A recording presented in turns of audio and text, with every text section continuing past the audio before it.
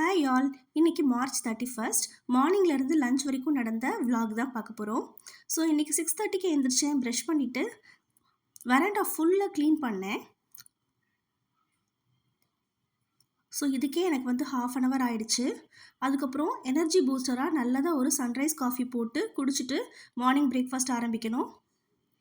அதுக்கு முன்னாடி நம்ம இந்த கிச்சன் க்ளீன் பண்ணுற ஒர்க் வேறு இருக்குது.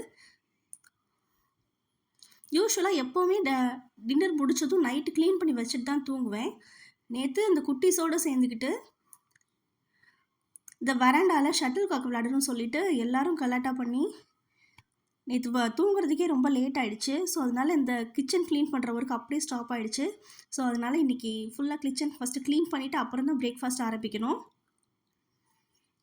பாத்திரமும் எல்லாம் அப்படியே இருக்குது, எல்லாத்தையும் கழுவணும். ஸோ இப்போ இது எல்லாத்தையும் கடகடன்னு கழுவி வச்சிடலாம்.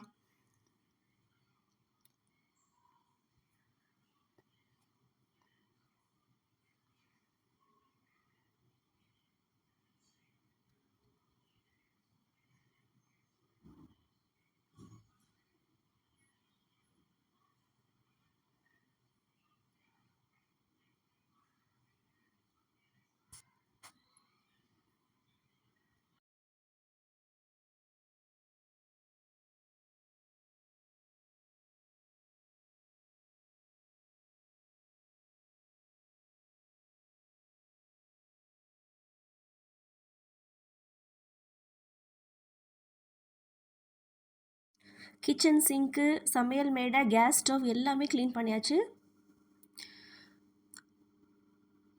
பாத்திரமும் எல்லாமே நல்லா கழுவி நீட்டாக வச்சாச்சு. இப்போ நம்ம பிரேக்ஃபாஸ்ட் ஆரம்பிச்சிடலாம். இதுக்கு வந்து ஃபஸ்ட்டு நம்ம செட்டிநாடு சிக்கன் வந்து நேற்று பண்ணேன். அதோட லெஃப்ட் ஓவர் கொஞ்சம் இருந்தது. இதையும் நம்ம பிரேக்ஃபாஸ்ட்டுக்கு எடுத்துக்கலாம். ஸோ கொஞ்சமாக இதில் தண்ணி சேர்த்து இதை ஃபஸ்ட்டு சூடு பண்ணி எடுத்துக்கலாம்.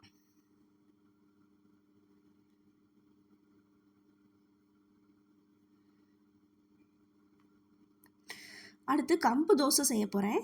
ஸோ அதுக்காக ஒரு கைப்பிடி அளவுக்கு உளுந்து எடுத்து ஊற வச்சுருக்கேன்.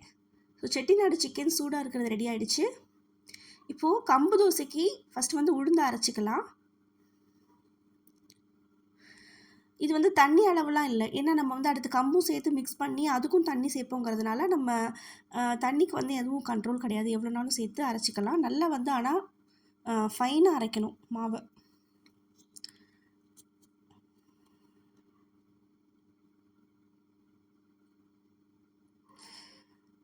இன்றைக்கி பிரேக்ஃபாஸ்ட்டுக்கு கம்பு தோசை, தேங்காய் சட்னி, செட்டிநாடு சிக்கன், கல்கண்டு வடை இதுதான் செய்ய போகிறேன்.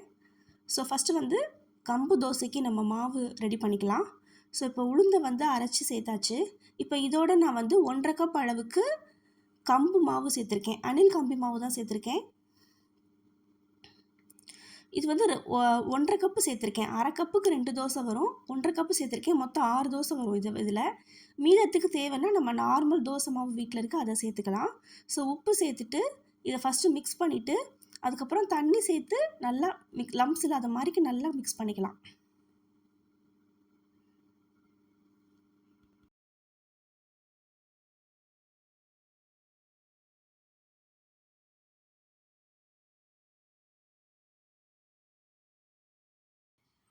இப்போ தேவைக்கேற்ற மாதிரி தண்ணி சேர்த்துக்கிட்டே இருக்கலாம்.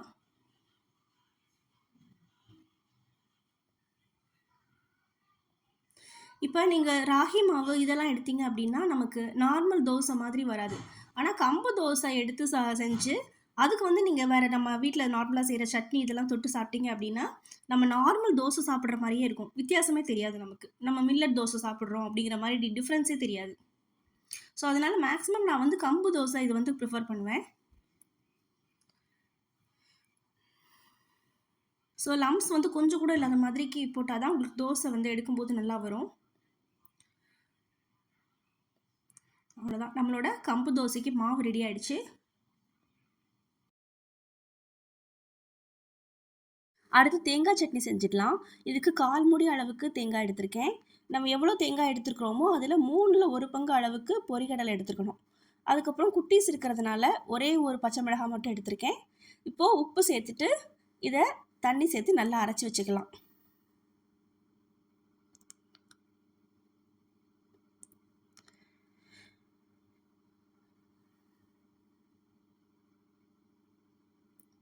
இப்போது தாளிக்கிறதுக்கு எண்ணெய் சேர்த்துட்டு இதில் கடுகு, உளுந்தம்பருப்பு, கருவேப்பிலை, வத்தல் இது எல்லாமே சேர்த்து தாளித்து சேர்த்துக்கலாம். அதுலேயும் தேங்காய் சட்னியில்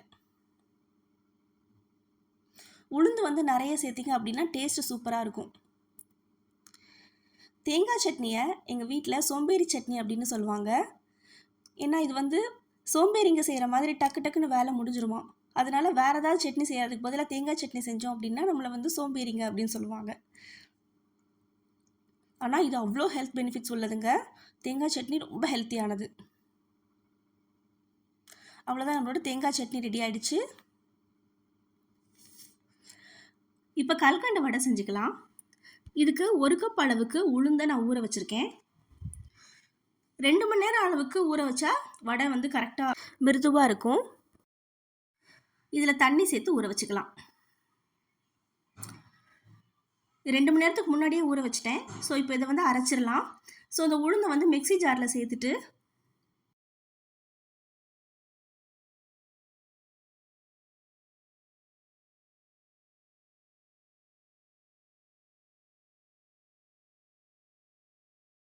இதில் 1 கப் அளவுக்கு கல்கண்டு சேர்த்துக்கோங்க.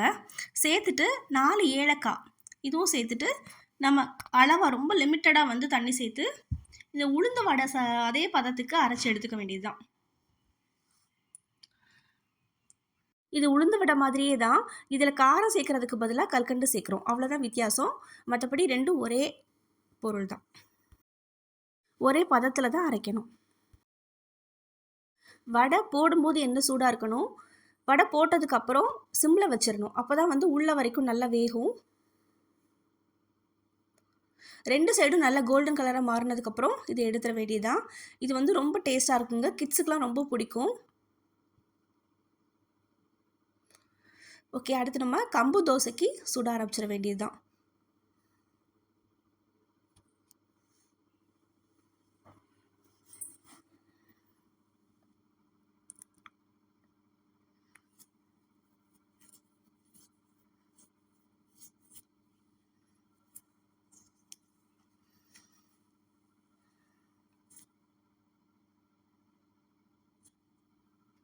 ஸோ இன்றைக்கி பிரேக்ஃபாஸ்ட்டுக்கு கம்பு தோசை, தேங்காய் சட்னி,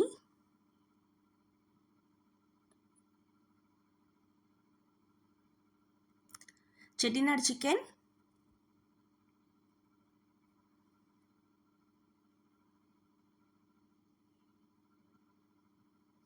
கல்கண்டு வடை. அவ்வளோதாங்க. இதை நம்ம இப்போ என்ஜாய் பண்ணலாம். லஞ்சுக்கு திங்ஸ் வாங்குறதுக்காக தான் நானும் என் ஹஸ்பண்டும் வெளியே போயிருந்தோம். ஆனால் நைஸாக பேசி என்னை அப்படியே KFC கூட்டிகிட்டு வந்துட்டார். நானும் சரி சமையல் வேலை மிச்சம் அப்படின்னு சொல்லிட்டு போகலாம் அப்படின்னு சொல்லிட்டு KFC வந்தாச்சு. அல்டிமேட் சேவிங்ஸ் பக்கெட் வாங்கினோம். அதோட ப்ரைஸ் வந்து ஆக்சுவலாக 659, டேக்ஸோடு சேர்த்து 692 ஆச்சு. இதில் என்னென்ன இருந்துச்சுன்னா 3 cool drinks, 2 dips, 4 regular chicken pieces, 6 peri peri strips, 4 peri peri wings. இதெல்லாம் பெப்சியில் போட்டிருந்த ஐஸுங்க. நாங்கள் போய் 1 மணி நேரம் ஆச்சு. போனப்போ எப்படி இருந்ததோ அதே மாதிரியே கடைசி வரைக்கும் இருந்துச்சுங்க. கொஞ்சம் கூட கரையவே இல்லை. இந்த மாதிரி ஐஸ் நான் பார்த்ததே இல்லை.